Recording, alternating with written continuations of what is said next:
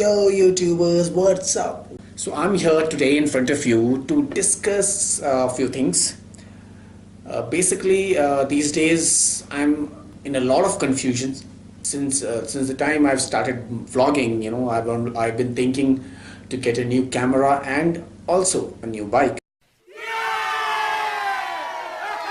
As you guys already know, I homed on to Yamaha R3, but there are few things which are going on in my head and when it comes to camera, see, I bought this Sony Action Cam in 2014 and I think it's time to upgrade. And moreover, while vlogging, you always need two cameras, one the primary camera and you also need a secondary camera.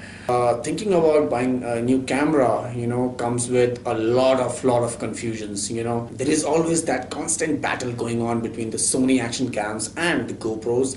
And present offerings of both these companies, the Sony FDR X3000 and the GoPro Hero 5 is very intense.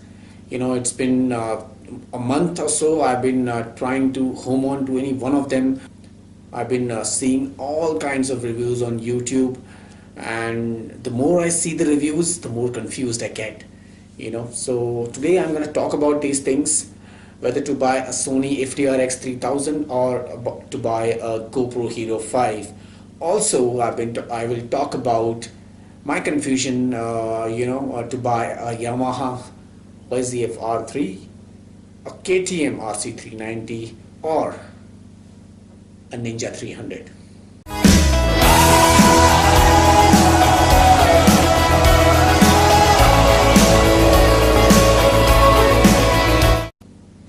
So I will start with the action cams first.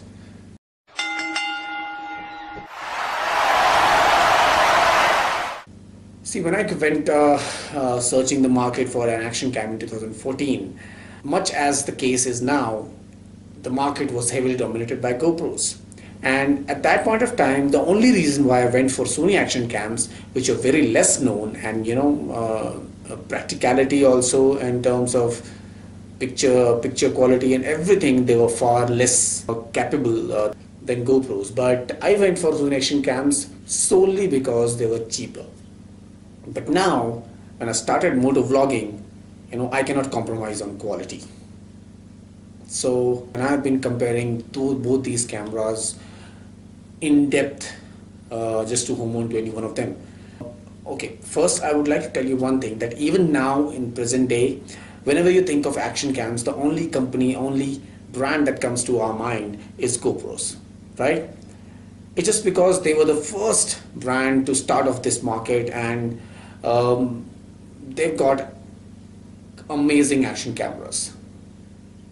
But now, for all of us who know action cameras, the game has changed. Sony has brought the fight to the GoPros. Sony FDR X3000. First I would talk about few areas where Sony triumphs over the GoPros. Number one is the picture quality. See, both these cameras shoot in 4K, but Sony, in terms of picture quality, is far better. Sony can also shoot 4K videos 30 frames per second with a speed of 100 megabits per second, while a GoPro shoots 4K videos at only 60 megabits per second. Also, dynamic character of Sony, the vivid colors of Sony are far better than a GoPro. Second point where Sony is better is stabilization. Sony is offering an optical stabilization which works amazingly well. I've seen the reviews and seen the videos out of the Sony FDR 3000, and the optical stabilization works like a dream. While on a GoPro, you only have a digital stabilization, which is not at all comparable to the Sony's optical one. Plus, the digital stabilization does take a toll on the battery, and hence GoPro has worked their way and made this digital stabilization available only for the narrow view. You will not be able to use the super view of GoPro while using the digital stabilization. So that's quite a letdown. Sony does offer a zoom facility. I've never heard of a zoom facility on action cams, but Sony has done it. Although you have to go to the menu and preset the zoom and then record the video. While recording the video, you cannot zoom in or zoom out. So other place where Sony is better is to use a microphone. You know, the way I use my camera right now, side mounted on a helmet, I can easily put my microphone cable into the 3.5mm jack and then put the mic in front of my mouth inside the helmet. But in a GoPro, it does not have a 3.5mm jack. It does not have a microphone jack. So you have to buy a microphone adapter which goes into the GoPro with its USB-C type connector, and then at the other end you have a microphone jack, and then you connect your microphone. I think they should now think about adding a microphone jack in their Hero 6 series. So now coming on to the good points, or the points where GoPro is better. Number one is the waterproof capability. Unlike the earlier models of Sony, the present model, the FDR X3000, inside the casing does offer an underwater capability of up to 60 meters. The same thing is with GoPros. With the casing, GoPro offers an underwater capability up to 60 meters. But when you compare the picture quality of GoPro and Sony Action Cam underwater, GoPro has a lot better picture quality. The depth in the scene, the depth in the view is far better than Sony's. GoPro's menu is a lot easier to operate. GoPro is offering a touch screen on the back side of the camera from where you can operate all kinds of menus, and it is quite user friendly. While on the other hand, Sony, without the live view remote, which comes along with it at some extra price, and you can strap it on your wrist and then operate the menu from there. It has a small screen onto the side of the camera from where you can operate the menu, and it is having up and down button. So operating the menu in a Sony Action Cam is a bit complex, and GoPro's menu is a lot user friendly. Also, GoPro is offering voice command in its Hero 5 series, which is quite handy. You can start or stop recording with a voice command. Also, you can click pictures with a voice command. Another area where GoPro is better is its photography feature. You know, in a Sony, while the video quality is much better, when it comes to photos, Sony lets you down a bit. And also for a time-lapse video or in sports mode shoot, Sony can only shoot up to 10 frames per second, while the GoPro can shoot up to 30 frames per second. Also, GoPro has an additional feature where it clicks all those photographs with that fixed time interval and automatically converts it into a time-lapse video. While in a Sony, you have to take out the photos and edit it in a software and then produce the time-lapse video. So that's about all the major differences.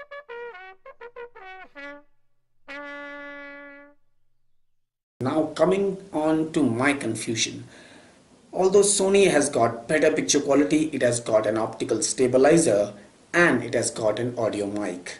Well, these are the three main reasons why I would wanted to buy a Sony cam. Why I'm thinking about GoPro is because, as you know, I use my camera presently in a side mounted setup. What happens is when a camera is mounted on the side, the vision that the viewers get, or vision that you guys get out of my helmet, is not that great. You know, for motor vlogging, I've seen the GoPro videos where they mount their camera up here onto the front of the helmet. The view is much better. If I'm riding like this, if the camera is here, you are getting the view I am getting. So for motor vlogging, the camera has to be mounted up here. That makes it a much better view to look at. There is no way you can put a Sony like this in front. I've seen few people, you know, innovate ideas and put the Sony cam like this, but it looks very weird. It looks absolutely weird. It just comes out like this. It's like a, you know, gun or something. So that was one reason why I wanted to go for GoPros, and it is not a small reason. It is quite a big thing. Only with the GoPro, when you mount it like this, you have to buy that audio adapter to get the mic into your helmet. So that is one extra thing to do with a GoPro. So I'm still confused, and I don't know, I've got time till I'm here at work. By the time I get my next leave, I will have to make a decision. And what I buy which one I don't buy, well, it's going to be a surprise. So whenever I get a new camera, I'm definitely going to make an unboxing video and also give you initial impression of it. So guys, keep looking after my videos. You will know soon enough.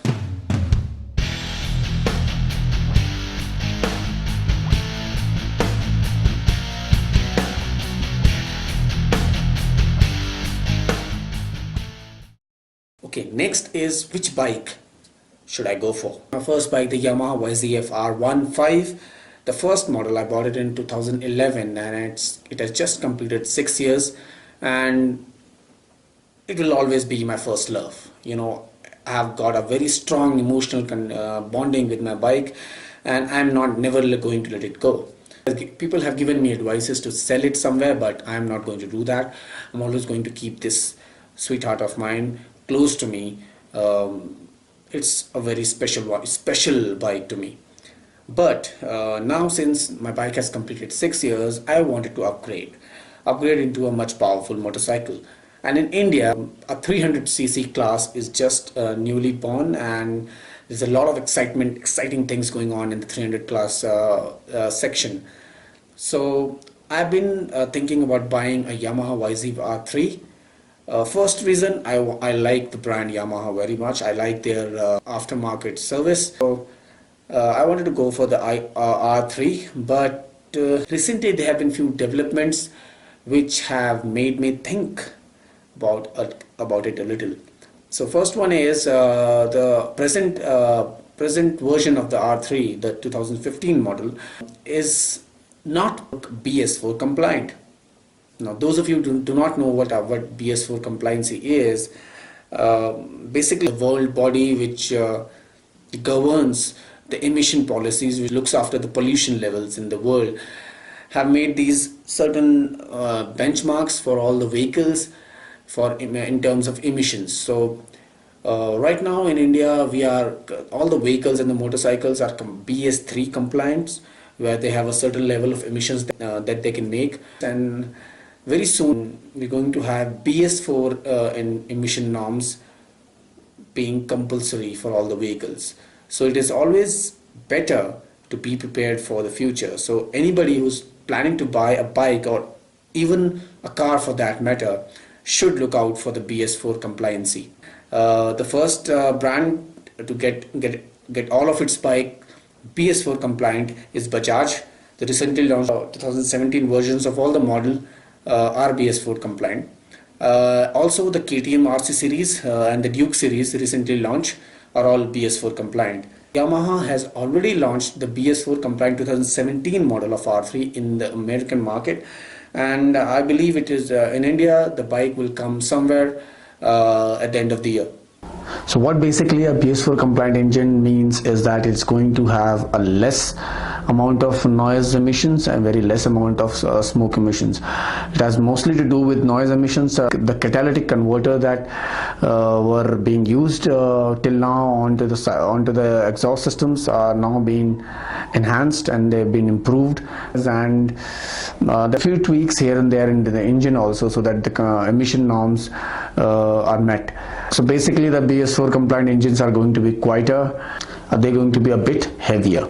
While I was waiting for that particular model to come up with, there was a brief time where I almost thought of buying an RC390. It looks great from the side view, it looks great from the back view, and it is a machine with a heart of a racing bike.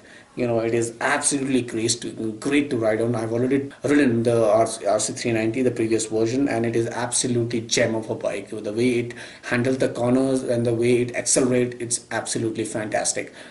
But where I think KTM has screwed it up is the front part. I've never been a fan of the way KTM looks from the front.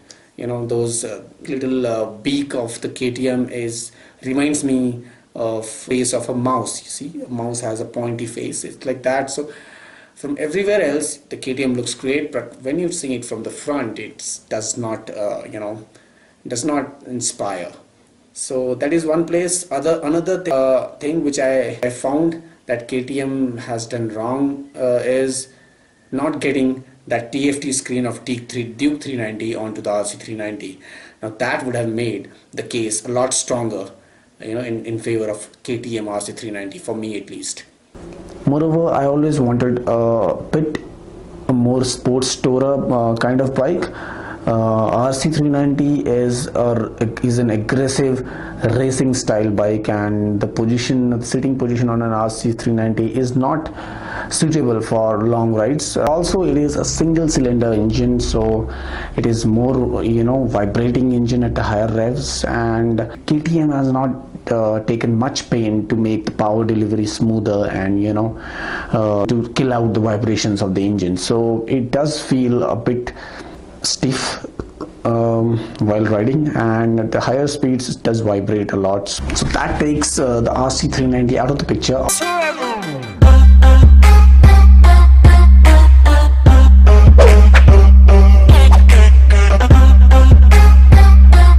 The options now I have are the R3 and Ninja 300. Both of them have got a good medium weight distribution, close to 50-50 weight distribution, and the riding position is also quite relaxed as compared to the RC390, much more suitable for long rides. Another differences between the three bikes is that 2016, the present model of R3 which is being sold here in India, does not have an ABS, not even a slipper clutch. So however, both the KTM RC390 and the Ninja 300, both of them come with ABS as well as a slipper clutch. But it is confirmed that the 2017 model of R3 is going to have ABS, and whether or not it will have slipper clutch or not, it is not confirmed, but it's definitely going to have an ABS, which is a big requirement seeing the road conditions and the traffic conditions here in India. The Kawasaki brand is not permanent here in India. They come through Bajaj, and that's why the aftermarket service is not that great. The Ninja and the R3 both are twin cylinder engines, although RC390 with its single cylinder 373cc engine makes more power than any of the other two options. The other two with twin cylinders are much more relaxed, and the power delivery is much more smoother, and they are very much without any vibrations even at the higher RPMs. So that makes both the bikes, the Ninja and the R3, much more practical for long rides. The front suspensions of both the bikes are almost similar. Both have the 43mm telescopic forks. The rear suspension of a Ninja comes up with 5-way adjustable settings, while the R3 is having standard monoshock with manually, which can be adjusted manually and does not have a preset settings in it. The Ninja makes up to 38 PS of power at 11,000 RPM, while an R3 makes 41.2 PS of power at 10,000 RPM. Now this tells you that R3 has got a better and more powerful mid-range, while a Ninja's top power comes at higher revs, so much higher than the R3s. Ninja makes about 26 Newton meters of torque, that too at 10,000 RPM, while an R3 makes a peak torque of 29 point something Newton meters of torque, and that comes quite low at 9,000 RPM. So that makes R3 more suitable for normal city rides. A Ninja is tad bit costlier than the R3, obviously having a slipper clutch and an ABS as standard. Does increase the cost. However, the 2017 model of R3 is going to catch up to that price tag, although it's still going to be a bit cheaper, simply because the Ninja has got better electronics. It has got all the trip meter and the odometer, they are digital, while on the R3 they are liquid crystal display. Ninja gets a 17-liter tank. Now that is the biggest in the class, while R3 gets a 14-liter tank. So there is also other option available with me, is eventually I am going to upgrade myself onto the next level, probably the 600cc class level. So if I'm going to do that, why don't I buy a second-hand 300cc bike?